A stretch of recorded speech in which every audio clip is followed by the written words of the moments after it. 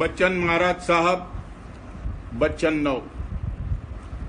सूरज चैतन्य में रस और आनंद है और चलने का रास्ता घट में है। जड़ चैतन्य के मेल से दुख होता है। जहां तक जड़ता यानी माया है वहां तक दुख, संताप और जन्म मरण है, और जहां माया का लेश नहीं है वहां अविनाशी सुख, आनंद और अमर अजर हर्ष उल्लास है।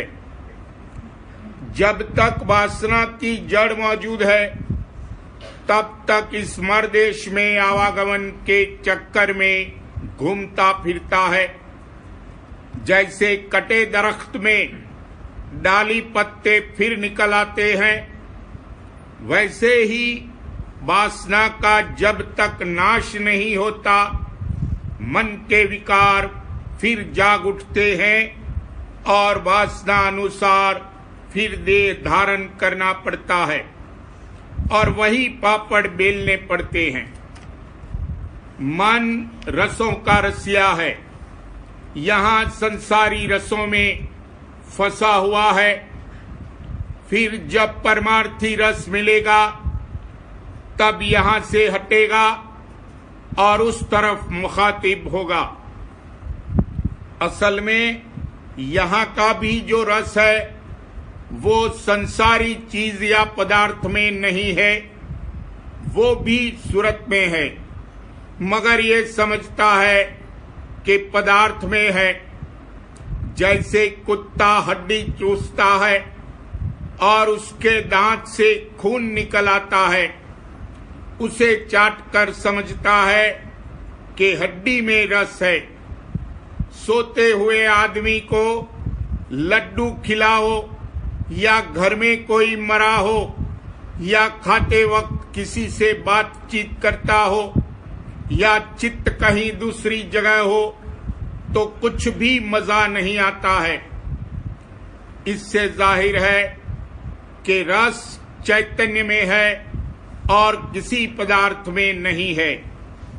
और यहाँ का जो रस है वो मिलानी का है, निर्मल नहीं है। माया देश के परे यानी निर्मल चैतन्य देश में निर्मल रस और आनंद है। उसके हासिल करने के लिए जतन और कोशिश करना चाहिए। जो कि जिज्ञासु और मुतलाशी है वो जरूर खोज और तलाश करेगा कि निर्मल चैतन्य देश कहाँ है, कौन उसका रास्ता है, किस सवारी के जरिए से चलना होता है और कहाँ चलने वाला है। जिस मत में इसका निर्णय नहीं है वो झूठा है। संत फरमाते हैं कि रास्ता घट में है। जैसे जागृत से स्वप्न और सुषुप्ति में जाते हैं मगर वहां गाफिल हो जाते हैं, ऐसे ही अभ्यास में बाइख्तियार और बाहोश उसी रास्ते चलना होता है। शब्द की धार को पकड़ो, गुरु स्वरूप का ध्यान करो, नाम का सुमिरन करो, यही संत मत की जुक्ति है। सहज योग है, हठ योग नहीं है। बेशक गृहस्थाश्रम में रहो, अपना रोजगार पेशा करो, जंगल में जाने की कोई जरूरत नहीं है।